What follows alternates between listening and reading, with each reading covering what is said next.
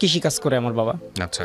তো ওখান থেকে যখন আমার বাবা যখন পড়াশোনা করতেছিলাম, তো বাবা সংসার চালায় কুলায় উঠতে পারে না। তারপর যাই হোক পড়াশোনা বাদ হয়ে যায়। কয় ভাই বোন ছিলেন আপনারা? আমরা 4 ভাই বোন, 3 বোন 1 ভাই। আপনি সবার বড়? জি। আচ্ছা। যখন এরকম দেখলাম যে বাবা সংসার চালাতে কষ্ট হয়ে যায়, তখন আমি একটা কাজে ঢুকলাম। কি কাজ? টেইলার কাজ, দর্জির কাজ যেটা বলে। কোন ক্লাসে পড়তেন ওই সময়টাতে? ক্লাস 8। ক্লাস 8-এ থাকা দর্জির হেল্পার হিসেবে? জি, দর্জির কাজে ঢুকি, দর্জির কাজ শেখার জন্য। যখন আমি কাজে ঢুকি, তখন কাজে ঢুকলাম, কাজ শিখলাম। ঢাকা মিটফুড বেচারাম দেউরি, আচ্ছা। এখানে সুমি টেলার্স একটা দোকান, তো এখানে আমি কাজ শিখি। তো কাজ শেখার পরে মোটামুটি একটা কাজ শেখা আইডিয়া হয়ে যায়। আইডিয়া হয়ে যাওয়ার পর কাজ শেখার পরে আমি কারিগরি করি। কারিগরি করা অবস্থায় পরে একটা মাথার ভিতরে আইডিয়া আসলো যে ব্যবসা বাণিজ্য করবো। আচ্ছা। তো এর ভিতরে আমার মামা উনি বলতেছে যে ভাগনা তুই কি হুন্ডির ব্যবসা আইডিয়া কিছু বুঝোস? আমি কি এইগুলা তো শুনছি, তো কেমনি কি আমি তো জানি না। কোন বয়স কত তখন আপনার? তখন আমার বয়স 19-20। 19-20। আচ্ছা। তো 20 বছর বয়স। তখন আমাকে বললো যে ক্যাশ টাকায় কিছু রাখতে পারবি? আমি বললাম যে হ্যাঁ, কীরকম অ্যামাউন্ট? কয় আপাতত 50,000 রাখ, তারপর আস্তে আস্তে বাড়বে। তখন এই ব্যবসাটা উনি চালু করে আমাকে দিয়ে। যখন চালু করে তখন আমি রানিং অবস্থায় ছিলাম, কাজকাম অনেক সময়। আপনাকে চালু করে মানে আমার বিস্তারিত জানতে হবে ব্যবসাটা কিভাবে হয়, কারণ আপনি নিজেও তো জানতেন না বিজনেসটা কি। না, আমাকে বলছে ফোনে যে এরকম বিষয়, বিদেশ থেকে টাকা আসবে, এই টাকাগুলো বিভিন্ন জায়গা থেকে আসবে, ঠিকানা সহ তোমার মোবাইলের মাধ্যমে আসবে, তুমি যে যাই দিয়ে আসবা, টাকাগুলো দিয়ে আসবা। মোবাইলের মাধ্যমে কিভাবে আসবে? মোবাইলের মাধ্যমে ঠিকানা আসবে। মোবাইলের মাধ্যমে ঠিকানা আসবে? জি। আচ্ছা। মোবাইলের মাধ্যমে ঠিকানা আসবে, আর টাকাটা আসবে ব্যাংকের মাধ্যমে বা কারোর মাধ্যমে আসবে। আচ্ছা। এই টাকাটা ওনার থেকে নিতে হবে। যেমন এই বনানি আমি অনেক জায়গা থেকে অনেক সময় টাকা নিছি, 5-7-10 লক্ষ টাকা পর্যন্ত নিছি। আচ্ছা। এরকম যখন টাকা পয়সা বড় একটা অ্যামাউন্ট হয়ে গেল। না, বড় একটা অ্যামাউন্ট হওয়ার আগে আমার জিনিসটা ক্লিয়ার হতে হবে, হুন্ডির ব্যবসাটা কিভাবে হয়। আপনি ধরেন 20 বছর বয়স আপনার তখন। জি। আপনি কিচ্ছু বোঝেন না, আপনাকে বলছে আপনার মামা যে 15-20 হাজার টাকা আছে কিনা, 30-40 হাজার টাকা আছে কিনা, এই টাকা দিয়ে আপনি বিজনেসটা কিভাবে করবেন। প্রথমে আমাকে ক্লায়েন্টের জিনিসটা বোঝান। ফার্স্টে অতি প্রথম 50,000 টাকা আমাকে দিয়েছেন। আচ্ছা, কিভাবে দিছে, কারা দিছে? আমাকে দিছে উনি ব্যাংকের মাধ্যমে দিছে প্রথম অবস্থায়। এটা কি আপনার অ্যাকাউন্টে আসছে নাকি আপনার আমার অ্যাকাউন্ট না, অন্য একজন অ্যাকাউন্টে 50,000 টাকা আসছে? 50,000 টাকা আসছে। তো এখান থেকে বললো যে 40,000 টাকা অমুক জায়গায় দিয়ে। তা ওনার অ্যাকাউন্ট থেকে আপনি টাকা দিবেন কিভাবে? ওনার একটা চেক আছে আমার কাছে। ওনার একটা চেক আছে? মাঝে মাঝে ওনার থেকে চেক কাটি আমি, মানে চেক নেই। ওনার একটা চেক আপনাকে কেন দিবে? ওনার সাথে আমার সাথে পরিচিত, ওনার সাথে কথাগুলো শেয়ার করছি। হ্যাঁ। শেয়ার করার পরে উনি বলছে সমস্যা নেই, আপনি আমার অ্যাকাউন্ট চালাতে পারেন, চেক বই আছে, সমস্যা নেই।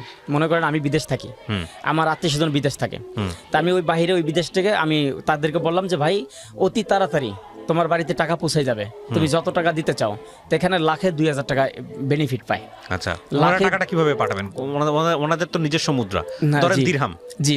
হ্যাঁ, তো দিরহাম কিভাবে দিবে? এটা আমাদের অনেক টাকা ক্যাশ লাগে, যেমন অগ্রিম আমাদের অ্যাকাউন্টে টাকা ঢোকানো থাকে।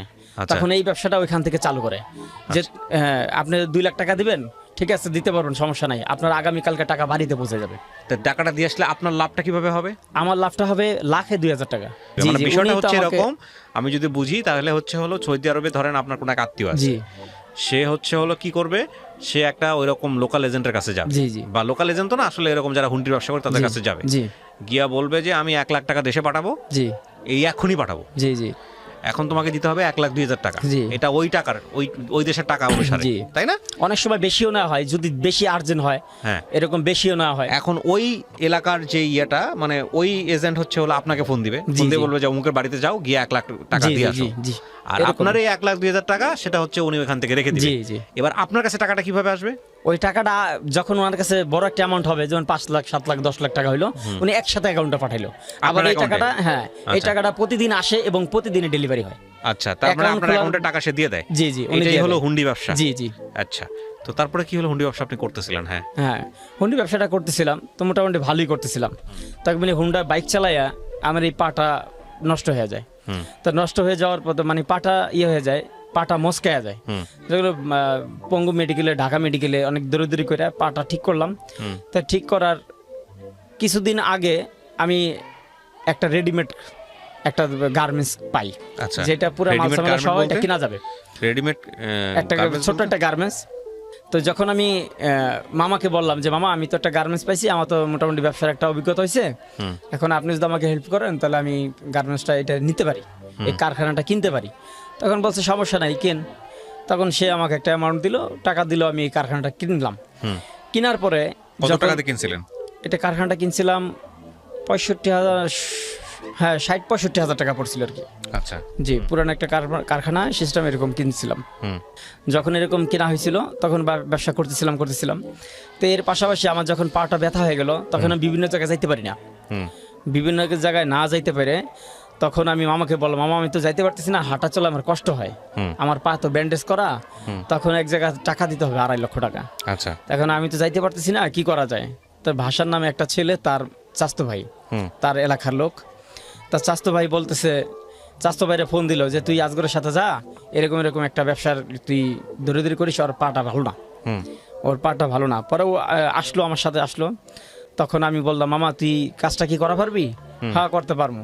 কোন জায়গা দিতে হবে? টাকা অমুক জায়গায়। বেশ কয়েকবার টাকা দিছে, কোনো সমস্যা হয় নাই। তাই 2.5 লক্ষ টাকা দিয়ে ওরে পাঠালাম যে অমুক জায়গায় যাই দিয়ায়। যেমন এই মালিবাগের এদিকে, মৌচাকের দিকে টাকাটা দিয়ায়। ও টাকাটা দিতে গেল, তা টাকাটা দিতে এসে হঠাৎ করে ওর ফোন বন্ধ, আমি যোগাযোগ করতে পারি না। কত টাকা? 2.5 লক্ষ টাকা। 2.5 লক্ষ টাকা, আচ্ছা। টাকাটা যখন ওর কাছে পাঠাইলাম তখন ও অনেক 5-6 ঘন্টা পর আসছে। 5-6 ঘন্টা পর আইসা ওর চুল ঠুল আইলে জেলে, ওখানে বৃষ্টির সময়, বৃষ্টিতে ভিজে বের আইসে। বৃষ্টিতে ভিজে বের আইসে বলতেছে যে আমার চিন্তা হয়ে গেছে। হ্যাঁ চিন্তা হয়ে গেছে। টাকা কেমনে চিন্তা হয়েছে?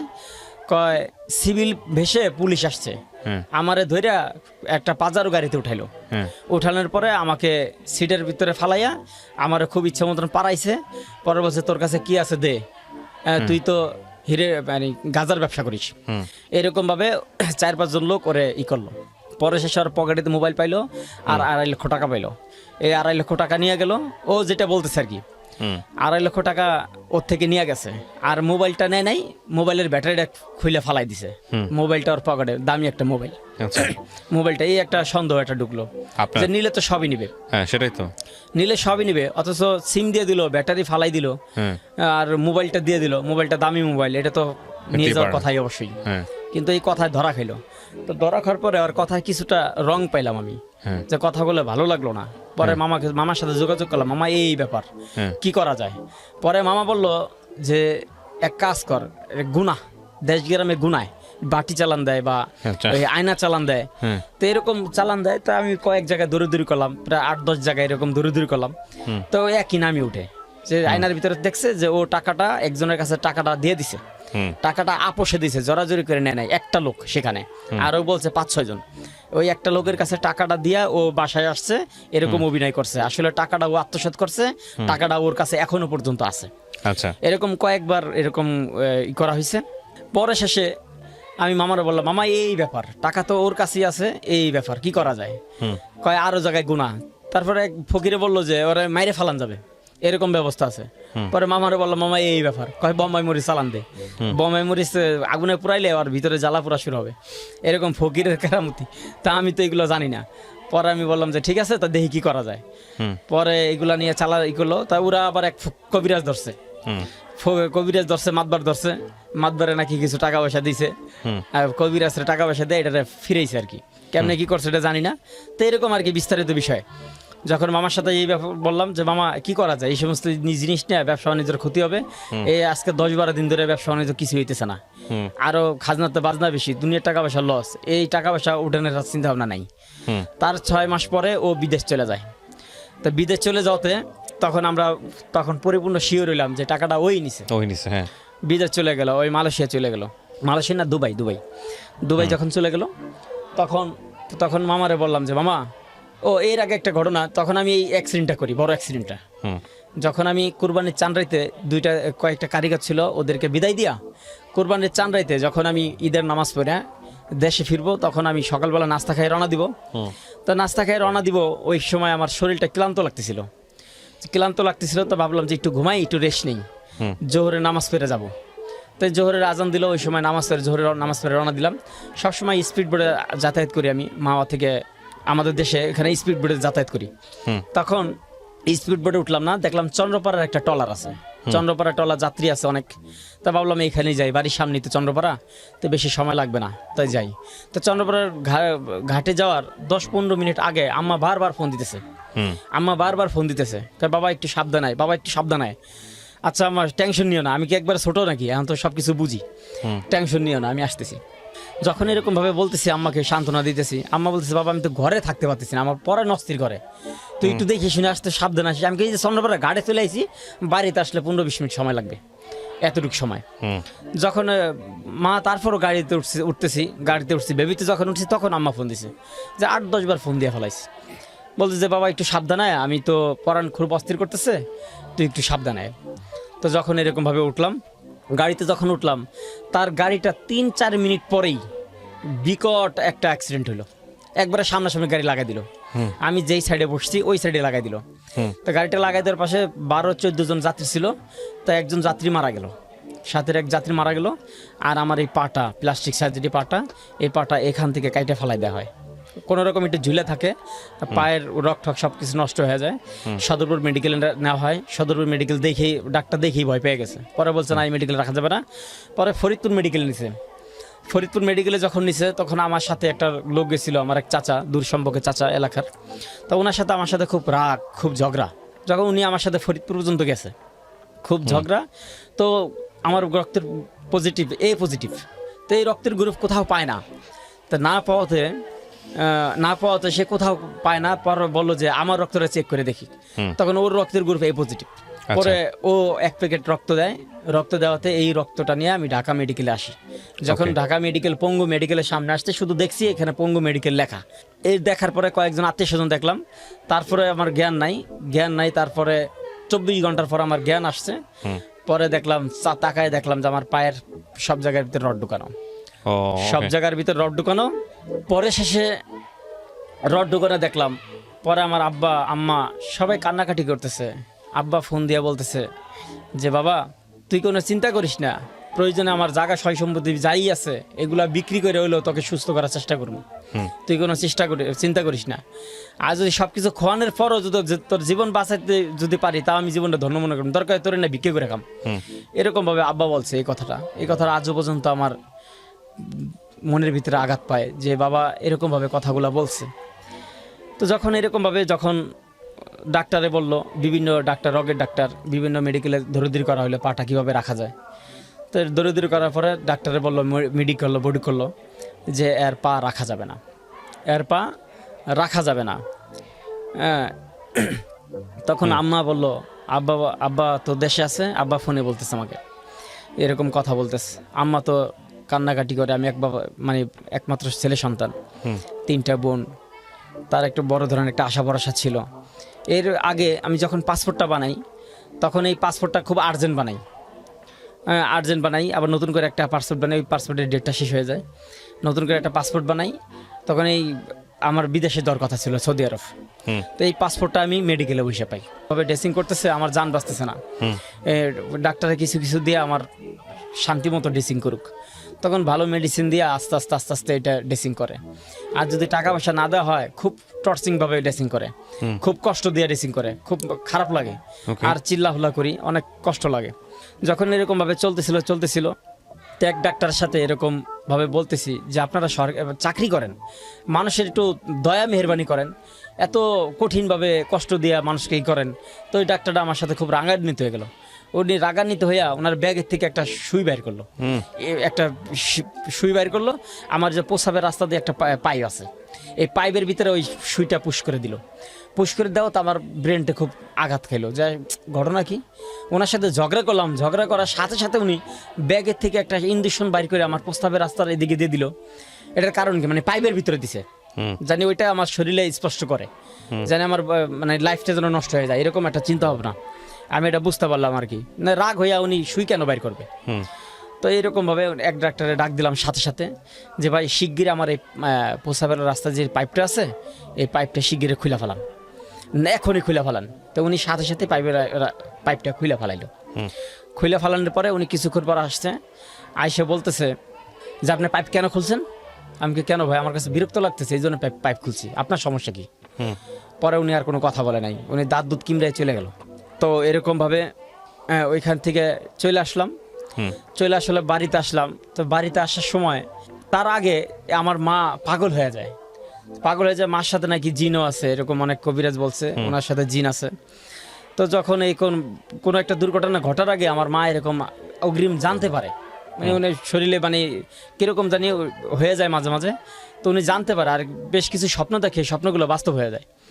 যখন মা এরকম দেখে, একবার ঘরের বাইরে হয়ে গেছিল, এরকম পাগল হয়েছিল। যখন আমি বাড়িতে প্রবেশ করলাম, প্রবেশ করার সাথে সাথে আমার শরীরটা কেমন যেন একটা ভার হয়ে গেল। সবাইকে আমি চিনতে পারলাম, বুঝতে পারলাম। কোনো ব্যক্তি যদি খারাপ নিয়তে আসে, তা আমি এটা আমি বলতে পারতাম যে উনার ভিতরে খারাপ কোনো উদ্দেশ্য আছে। আর যদি কেউ ভালো কোনো উদ্দেশ্য নিয়ে কেউ আসে, তখন আমি সেটাও বলতে পারতাম। তখন আমি মারে বললাম যে মা, এই ব্যাপার, আমি তো এরকম কোনো সময় হয় নাই, কিন্তু এরকম হইতেছে কেন? একটা ব্যক্তি আসছে আমার বাড়িতে, উনি খারাপ একটা উদ্দেশ্য নিয়ে আসছে যে আমার এই পাটা, দেশগ্রামে তো অনেক ফকির কবিরাজ আছে যে কাটাছেরা এগুলো দেখলে ওরা বান মারে, কাটাছেরা দেখলে এরকম বান মারে। তো আমি দেখলাম, আমি বললাম যে মা, এই যে লোকটা আসছে তো আমাদের রক্তের সম্পর্ক, যে আসলে তো উনি তো খারাপ একটা উদ্দেশ্য নিয়ে আসছে, আমি তোমার কাছে বলতাছি। কয় বাবা, এই কথা বলিস না, এই কথা বললে সমস্যা আছে, আল্লাহরে ডাক, আল্লাহরে ডাক। তো এরকম আমি বলতেছে। তো কয়েকজন লোক আসছে, তো খারাপ উদ্দেশ্যে আসছে, সমস্ত অনেক বাড়িতে আসছে, হাজার হাজার মানুষ আসছে আমাকে দেখার জন্য যে আমি এক বাপের সন্তান, আমাদের বংশটা অনেক বড় বংশ। তো বিভিন্ন আত্মীয় স্বজন বিভিন্ন জায়গায় থেকে আসছে, আইসে দেখে গেছে আমাকে। সবাই ভালো নিয়ত আসছে, কয়েকজন লোক খারাপ নিয়ত আসছিল, আশপাশের লোক। তো এরকমভাবে আসছে। আম্মাকে বললাম যে এরকম বেশ কিছুদিন যাওয়ার পরে তখন আমার এই পাটা, যখন 1 সপ্তাহ অতিক্রম করার পরেই আমার এই পাটা পচন ধরে গেল। আচ্ছা। পাটা যখন পচন ধরে গেল, তখন আটটুসি একটা মেডিকেল আছে, ওই মেডিকেলে গেলাম। মেডিকেলে যায় এটা ড্রেসিং করলো, দেখলো ভিতরে পচন ধরে গেছে, অনেক পুইজ বাইরে হইতেছে। পরে ডাক্তারে টিপে তার বিভিন্ন ওষুধ দিতেছে, অ্যান্টিবায়োটিক ওষুধ দিতেছে। তো আমি এরকমভাবে সুস্থ হইলাম। সুস্থ হতে ওই আমার যে মামা, উনি বেশ কিছু টাকা পাঠাইছে চিকিৎসার জন্য, 1 লক্ষ টাকা পাঠাইছে চিকিৎসার জন্য। তো এই টাকাটা এই চিকিৎসায় আমার ব্যয় হয়। আচ্ছা। ব্যয় হয়, পরে ঢাকা আসি। এই রেডিমেড ব্যবসাটা আমি বন্ধ রাখি প্রায় 6 মাস। আচ্ছা। 6 মাস পর্যন্ত বন্ধ রেখে পরে আমি বললাম, আমি শুধু কান্নাকাটি করি, মাকে বলি, মা, আমি জীবনটা কী করবো, আমার এই জীবনটা কিভাবে চলবে? আমি বাপের একমাত্র সন্তান, বিদেশে যাওয়ার চিন্তা ভাবনা করলাম, মেডিকেলে বসে পাসপোর্ট পেলাম। এই অবস্থাতে আমি বিদেশে যেতে পারবো না। আমি তখন হাঁটতে চলতে পারি না, 2টা ক্রেস নিয়ে হাঁটতে হয়। তখন এই প্লাস্টিক সার্জারি পা লাগাইনি, 6-7 মাস পরে পা লাগাইছি। তখন আমি মামাকে বললাম, মামা, আমার জীবনটা এইভাবেই কি শেষ হয়ে গেল? কয়, রাখ, তুই চিন্তা করিস না, আল্লাহ ভরসা, আল্লাহ যা করে বান্দার মঙ্গলের জন্যই করে, তুই চিন্তা করিস না, 5 ওয়াক্ত নামাজ পড়, আল্লাহ ভরসা। যখন ঢাকা আসলাম, কারখানাটা খুললাম, 6 মাসের ভাড়া বাইজে গেছে। তো বাড়িওয়ালার সাথে আলোচনা করলাম যে কেমনি কি করবো বুঝতে পারতেছি না, আমার জন্য দোয়া করেন। তখন বললো যে তুমি ভাড়া আস্তে আস্তে দিও, তুমি কারখানাটা আস্তে আস্তে চালু করো। যখন এই কারখানাটা চালু করি, তো এই দুইজন করে কারিগর বাড়াই। সর্বপ্রথম মেশিন ছিল 4টা মেশিন কারখানার ভিতরে। আস্তে আস্তে যখন কারখানা মোটামুটি ভালোই চলতেছিল, তখন একে একে 17টা মেশিন হইলো। বড় একটা মোটামুটি কিসের কাজ হতো এই মেশিনে? এটা হতো ইন্ডিয়ান মাজাক্কালি ডিজাইন। আচ্ছা, মানে মাজাক্কালি লেহেঙ্গা, 3 পিস, এই কাপড় বানাতেন। মূল কথা হচ্ছে এটা। জি, কাপড় বানাতেন, দর্জির কাজ করতাম, কাপড় বানাতাম ওখানে। তো যখন এরকম কাজ চলতেছিল মোটামুটি ভালোই, তখন আমি পাশাপাশি কিছু মাল বানাইতাম, পাশাপাশি পার্টির কাজ করতাম, নিজেও কিছু কাজ করতাম, কিছু মাল বানাইতাম। তো মোটামুটি ভালোই চলতেছিল। 2টা লট মাল ভালো চলে না, একবারে মার্কেট আউট, মানে মার্কেটে চলেই না। আচ্ছা। 2টা লট মাল বানায় মোটামুটি কিছু টাকা আটকে গেল, আর ব্যবসা বাণিজ্য ভালো চলতেছিল না। কয়েকটা পার্টির কাজ করতাম, এর মধ্যে 2টা পার্টি খুব মানে রেট দেওয়ার কথা একরকম, চান্দাইতে এসে হিসেব করছে আর এক রকম। তা আমি তো প্রথম হিসাব করে কারিগরের রেট হিসাব দিয়ে দিছি। হিসাব দেওয়ার পরে দেখতাম যে কারিগরকে দেওয়ার পরে বছর শেষে যে হিসাবটা করতো, তাই কিছু টাকা কম দিত আমাকে। যেমন 1 পিস মালে যদি 10 টাকা কম দেয়, যদি 10,000 পিস মাল হয়, তো এখানে 1 লক্ষ টাকার উপরে। তা আমার যেমন একটা হিসাব, যে আমি পরে দেখতাম যে আমি যেই পরিশ্রম করি, এই পরিশ্রমটা আসলে থাকে না। ওই ব্যবসাটার ক্ষেত্রে যখন আমার দুলাভাই, আগের কথা অনেক পিছনে পড়ে গেল, যখন আমার এই দুলাভাই আমার সাথে রাখলাম, আমি একা কুলিতে পারি না, যখন 5-7 লক্ষ টাকা প্রতিদিন ক্যাডেট করা হইতো, বিভিন্ন জায়গায় জায়গায় দেওয়া হইতো। যেমন আমি একা একদিনে 4টা 5টা ডিস্ট্রিক্টও দৌড়েছি। আচ্ছা, দিনটা 24 ঘন্টা গাড়িতে থাকা লাগছে, হ্যান্ড ক্যাশ টাকা রাইখা। যখন এরকম ভাবে চলতেছিলাম তখন আমি একা খুলেইতে পারি না। তখন আমি মামারে বললাম, মামা আমি তো একা এত টাকা আসলে ডেলিভারি দিতে পারি না, আমার সাথে আর একজন লোক হইলে ভালো হয়। পরে আমার বললো তো বাবুল রানমু। আমি কে মামা বাবুল তো আমার দুলাভাই, বোন বিয়ে দিছি ঠিক আছে, কিন্তু টাকা পয়সার বিষয়ে আমার আস্থা নাই, আমার ওরকম বিশ্বাস নাই। তো টাকা পয়সার হিসেব কিতাব এটা বড় একটা অ্যামাউন্ট, তো মানুষ পোল্ট্রি দিতে বেশি দিন সময় লাগে না। তা আপনি যা কিছু করেন চিন্তা ভাবনা করে দেখেন। কয় না দেখ। পরে আর প্রথমে 10,000 টাকা বেতন দিল, খানা থাকা খরচা সব কিছু আমাদের। 10,000 টাকা বেতন দিল, সে এরকম তার একটা অ্যাকাউন্ট খোলা হইলো, তার অ্যাকাউন্টে সমস্ত টাকা পয়সা আসে। আচ্ছা, তো এরকম ভাবে বেশ কিছুদিন চলতেছিল। তো চলতে চলতে আমার বড় বোন অসুস্থ হয়। তো অসুস্থ হতে আমার মারে বলতেছে যে মা আমি তো শরীর খুব ক্লান্ত লাগে, আমার শরীরের ভিতরে কেমন জানি খেজুরের পাড়া কাটা দিয়ে পাড়ায়, আমার কাছে মনে হয় এরকম। মারে ফোনে বলতেছে, তখন মা বলতেছে মা তুই চিন্তা করিস না, আমি আসতেছি আগামীকালকে। তো মা আগামীকালকে আসতে পারে নাই, তো একদিন লেট করে গেছে, একদিন লেট করে যাবে। আর এর ভিতরে এই সংবাদ পাইছে যে আমার বোন মারা গেছে। হ্যাঁ, আমার বোন মারা গেছে। তখন আমার ওই দিনকে আমার দুলাভাই আমারে বলতেছে যে আজগর তোমার বোন তো আর নাই। তো আমার বাড়ি থেকে ফোন দিছে, আমার দাদা ফোন দিছে যে আজগরে রুমি তো আর নাই, আমার বড় বোনের নাম রুমি। তো রুমি তো আর নাই। আমি কই তো ওই সময় আমি সুস্থ, আমি ভালো, ওই সময় হুন্ডির ব্যবসা করি। তো আমি এরকমভাবে চলতেছিল। যখন বোন নাই, কি ব্যাপার, কি সমস্যা, কি এরকম তো কোনো কিছু হয় নাই। শুনছি শুধু ওই অসুস্থ, এও শুনছি মা যাবে। তো ওর কি হয়েছে? তখন মা বলল যে ওর বিছনের ভিতরে একটা তাবিজ পাইছে। এটা কিসের তাবিজ সেটা জানে না। পরে মা বলল যে ঠিক আছে আমি আসবো না, তুই চিন্তা করিস না, ওটা রাখ। তো ওর শরীরের ভিতরে খুব জ্বালাতন শুরু হয়েছে। তো শয়তানে ঢুকাই পড়া ওই শুনছি গলায় ফাঁস লাগছে। ওই এমন শরীরে এমন যন্ত্রণা শুরু হয়েছে, শরীরের ভিতরে গলার ভিতরে ফাঁস লাগছে। তখন আমার দুলাভাইয়ের অ্যাকাউন্টের ভিতরে আসিল 8,20,932 টাকা ছিল। তো 3 লক্ষ টাকা ডেলিভারি দেওয়া হয়েছে। 3 লক্ষ টাকা ডেলিভারি দেওয়ার পরেই বড় বোনের মৃত্যুর সংবাদ আমরা পাইলাম। তখন বড় বোন যখন মারা যায় তখন ওই সময় ওর অ্যাকাউন্টে টাকা পয়সা ডেলিভারি দেওয়ার পরে 5,20,932 টাকা ওর অ্যাকাউন্টে ছিল। ওই সময় দুলাভাই বলতেছে যে আজগর তুমি গাবতলি অমুক জায়গায় থাকো, তুমি অমুক জায়গায় থাকো, আমি তোমার নিয়ে যাবো না। আচ্ছা ঠিক আছে, আমি আসি এইখানে, আমি আধা ঘন্টার ভিতরে চলে আসবো। আপনার কতক্ষণ লাগবে? আমার মিনিমাম 40 থেকে 50 মিনিট সময় লাগবে, প্রায় 1 ঘন্টার মতো সময় লাগবে, তুমি এখানে থাকো। উনি ডাইরেক্ট গাড়ি রিজার্ভ করছে, আমার সাথে করে নিয়ে যাবে।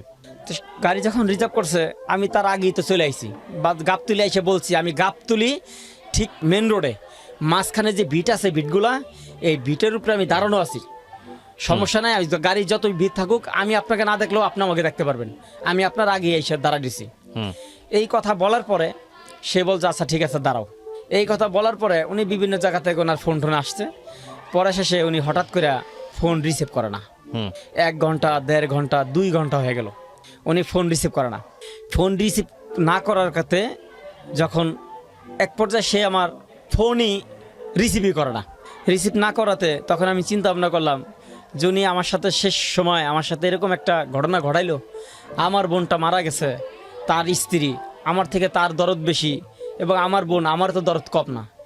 আমি তার আগে এসে দাঁড়ায় রইলাম, আমাদের সমস্ত টাকা পয়সা তার কাছে, আমাদের টাকা পয়সা নিয়ে গাড়ি রিজার্ভ করলো, অথচ আমাকে নেওয়ার কথা আমাকে নিল না। এটার রহস্যটাকে আমি বুঝলাম না। তো তখন আমি এরকমভাবে রাত বাইজে গেছে 9টা 10টা গাবতলি ওই সময়। তখন আমি চিন্তা ভাবনা করলাম আমি ঠিক আছে আমি অন্য বাস দিয়ে যাই। যখন দৌলদিয়া ঘাট দিয়ে আমি বাস দিয়ে গেলাম, তো বাস দিয়ে যাওয়াতে আমার যাইতে অনেক লেট হয়, সকাল 7টা 8টা বেজে যায় যাইতে সে রাত্রি রিজার্ভ নিয়ে চলে আসে। তো চলে আসে খুব শোরগোল মানে কান্নাকাটির রোনাজারি ছুটে যায়। আমার বিভিন্ন আত্মীয় স্বজন আসে। হ্যাঁ, তখন আমি দুলাভাইরে বললাম যে আপনি ঢাকা থেকে আসলেন ডাইরেক্ট রিজার্ভ গাড়ি করে, আমাদের টাকা পয়সা খরচা করে, অথচ আপনি আমার আনলেন না, এটার রহস্যটা বুঝলাম না, এটার কাহিনীটা কি? তখন সে আর কোনো জবাব দেয় না, সে আর কোনো কথা বলে না।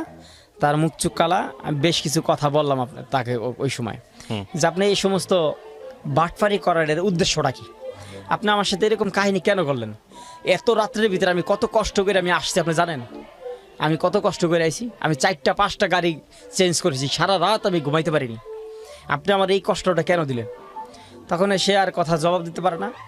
পরে এখন মামা বলতেছে ওর কাছে এতগুলো টাকা পয়সা, এখন কি করা যাবে? ঢাকা থেকে ডাক্তার যাওয়ার কথা, চেক করবে যে আসলে ওকে কি মার্ডার করা হয়েছে নাকি নিজ ইচ্ছায় মানে মারা গেছে, নাকি এমনি কি হয়েছে, কোনো ক্ষতি হয়েছে, এটা পোস্টমর্টম করবে। পরে আমরা চিন্তা ভাবনা করলাম পোস্টমর্টম করলে চোখ ঠোক অনেক কিছু রেখে দেয়, মাথার ঘিলু রেখে দেয়, কিডনি রেখে দেয়, এগুলো আমরা সহ্য করতে পারব না। যা হয়েছে আল্লাহর মাল আল্লাহ নিয়ে গেছে, এগুলো নিয়ে আর কোনো কিছু করার দরকার নাই, এগুলোই পাবো না, তাকে আপোষেই আসি, লাশ দাফন হয়ে যাক, টাকা পয়সা আমরা আস্তে আস্তে নেই। এই টাকা 5,20,932 টাকা, এই 5 লক্ষ টাকা দিছে আমাদেরকে 4 মাস ঘুরে। টাকাও একসাথে চেক কাইটে টাকাটা দিতে পারতো। ওদের ভিতরে ভয় যে আমরা কোনো কিছু যদি করি, এই জন্য ওদের ভিতরে ভয়। এই টাকাটা পরে আস্তে আস্তে আমাদেরকে টাকা পয়সা দেয়, অল্প অল্প করে, একসাথে টাকাটা দেয় না।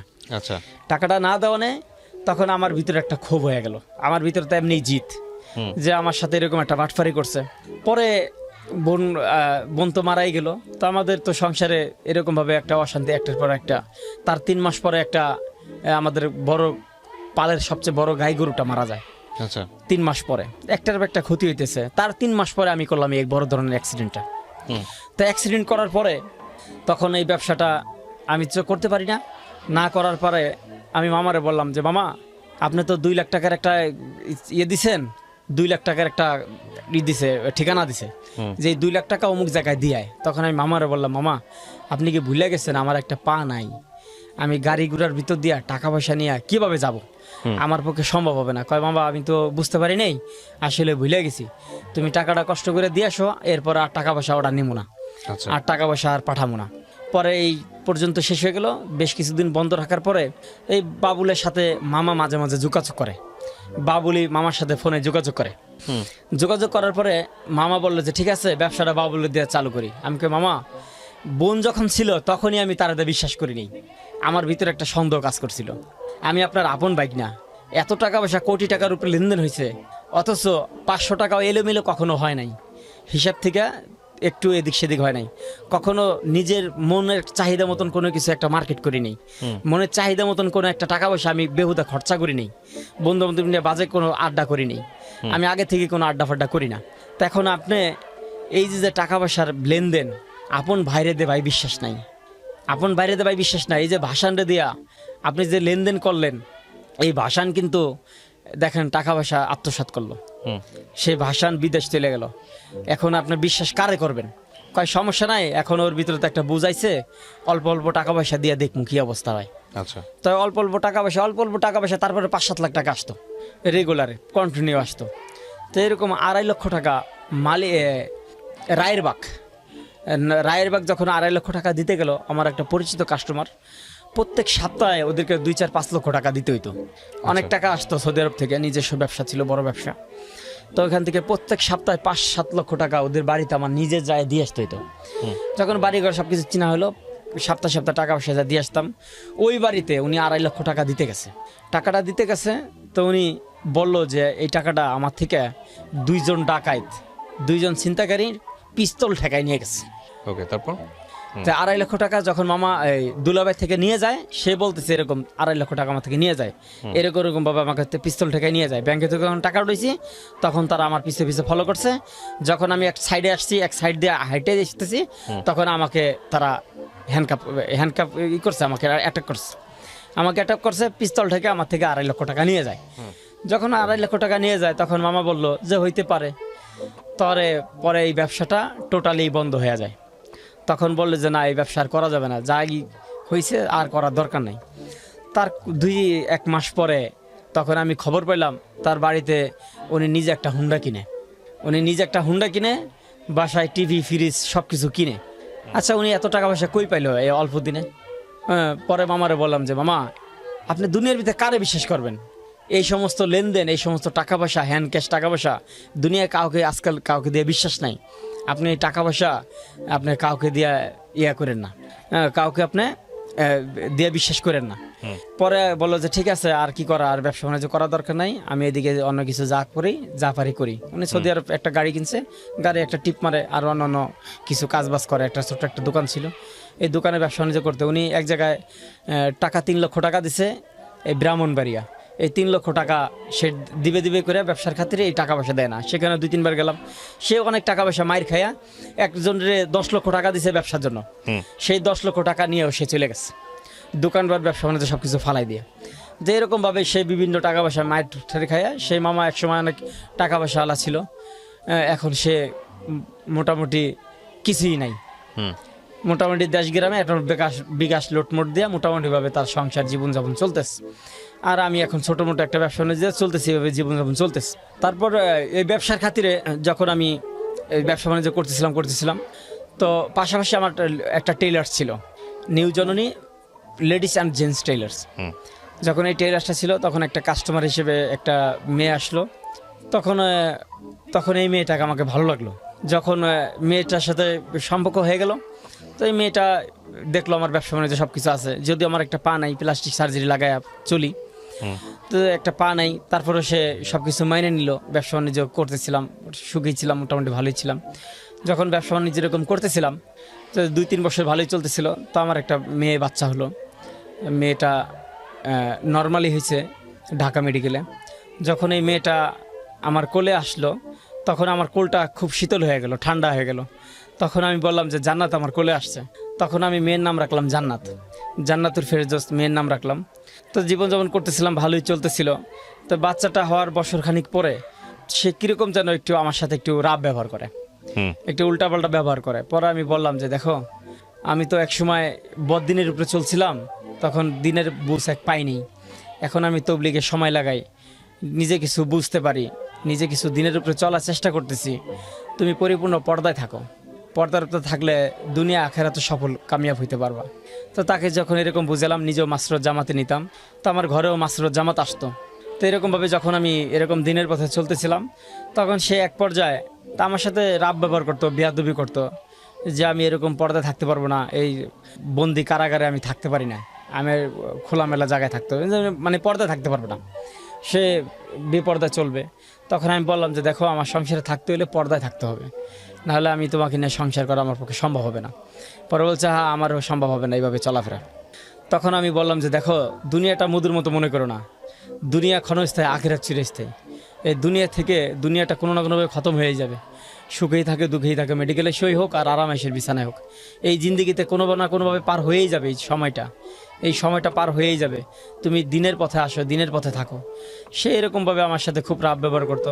পরে আমি বললাম এক পর্যায়ে, তুমি কি আমার সাথে সংসার করবো না? তখন আমি কোরআন তিলাওয়াত করতেছিলাম, তখন সে কোরআনের উপরে ঠাস করে হাত দিয়ে বললো যে আমি তোমার সংসার করব না, আমি চলে যাব। তখন আমার পরিপূর্ণ একিন হয়ে গেল, যে ব্যক্তি কোরআন ছুঁয়ে কসম খাইতে পারে, সে তো আসলে আমার সংসার করবে না।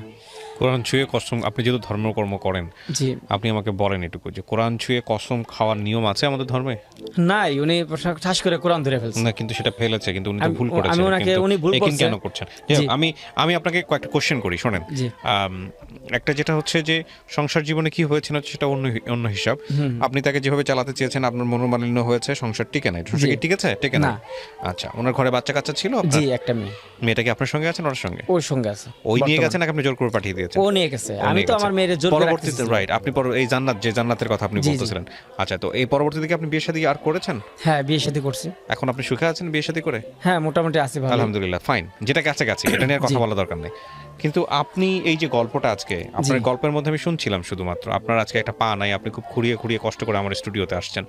কেন বললেন এই গল্পটা? বলটা ওই যে হুন্ডির যে ব্যবসাটা, যেমন যেই লোকটা আমাদেরকে টাকা দেয় প্রদীপ নামে, ওনার থেকে গাবতলী ক্যাডার বাহিনী 35 লক্ষ টাকা নিয়ে যায়। যে বলার উদ্দেশ্য হলো, আমি নিজেও 3-4 ডাকাতের হাতে পড়ি হুন্ডির ব্যবসাতে। একবার 5 লক্ষ টাকা নিয়ে গেছিলাম, তখন আমি বুঝে ফেলছি যে এরা প্রতারণার দল। আচ্ছা, আমার থেকে টাকাটা যে কোনোভাবে নিয়ে যেতে পারে, তখন আমি অন্যভাবে একটা গাড়ি উঠার সাথে সাথে 1 মিনিট পরে ওই গাড়িটা আমি আবার চেঞ্জ করি, ওই গাড়িটা আবার চেঞ্জ করি, মানে 3-4টা গাড়ি চেঞ্জ করি, জানি ওরা আমাকে ফলো না করতে পারে এবং আমি যেন আড়ালে হয়ে যেতে পারি। যখন এক চিপের ভিতরে দিয়ে দৌড়ে অন্য গাড়ি দিয়ে রিক্সাতে চলে আসলাম, তখন আমি এই প্রতারণা থেকে বাঁচতে পারলাম। যখন যেই ব্যক্তি আমাকে টাকা দিল, তার নাম আমি বলতেছি না, ওনার থেকে টাকা আনতে গেলাম প্রায় 5 লক্ষ টাকা। এই 5 লক্ষ টাকা আনতে গেলাম, তখন বিটকেসের টাকাগুলো যখন ঢুকাইলাম, তখন উনি আমাকে কাকে যেন ফোন দিয়ে বলল যে এরকম এরকম হাতে বিটকেস আছে। যে এই কথাটা বলার সাথে সাথে আমি মাথায় কেস করলো যে ঘটনা কি, উনি এই কথা বলার সাথে আমার হাতে তো বিটকেস। তো উনি বললো বিটকেস আছে, নিশ্চয়ই ওনার সাথে কোনো প্রতারণার দল আছে, নিশ্চয়ই কোনো ক্যাডার বাহিনী আছে। উনি টাকা দিল, উনি আবার এরকম ভাবে ঠিকানা দিতেছে, পরিচয় দিতেছে, আমি বুঝলাম না বিষয়টা। তখন এরকম ভাবে বুঝতে পাইরা আস্তে আস্তে সাথে সাথে আমি একটা গাড়িতে উঠার পরে আরেকটা গাড়িতে উঠলাম, এরকম ভাবে হইলাম, আমি বাসায় চলে আসলাম। তো বাসায় চলে আসলাম, এরপরে আবার 5 লক্ষ টাকা অ্যাকাউন্টে আসছে। 5 লক্ষ টাকা উঠাইয়া ব্যাংকের থেকে উঠাইয়া মামার সাথে সাথে ফোন দিছে যে টাকা উঠাইছোস? হ্যাঁ আমি টাকা তো 5 লক্ষ টাকা উঠাইছি। কয় এত টাকা উঠাইছিস কে? আমি কি এত টাকা উঠাইছি? কয় এখন তো মুন্সিগঞ্জ যাইতে হবে 50,000 টাকা দেওয়ার জন্য, 50,000 টাকা দেওয়ার জন্য মুন্সিগঞ্জ যাইতে হবে। আমি তো টাকা তো এত টাকা আমার কাছে আছে, কি করা যাবে এখন? তো যদি বাসায় এই টাকাটা যদি মতিঝিল থেকে এই টাকাটা যদি বাসায় দিতে যাই, তাহলে তো ওই বাসায় যদি দিতে যাই তাহলে তো এই মুন্সিগঞ্জ যাওয়া যাবে না, লেট হয়ে যাবে, কি করা যায়? কয় দেখি সাবধানে যাইস, যদি সম্ভব না হয় তাহলে বাদ দে, তাই এটা ক্যান্সেল করে দিই, টাকা দিতে হবে আর্জেন্ট। আমি যাক আল্লাহ ভরসা। যখন এরকম ভাবে টাকা বিটকেস আমার হাতে, 50,000 টাকা দেওয়ার জন্য গেলাম, টাকা আমার এক্সট্রা টাকা 4.5 লক্ষ টাকা।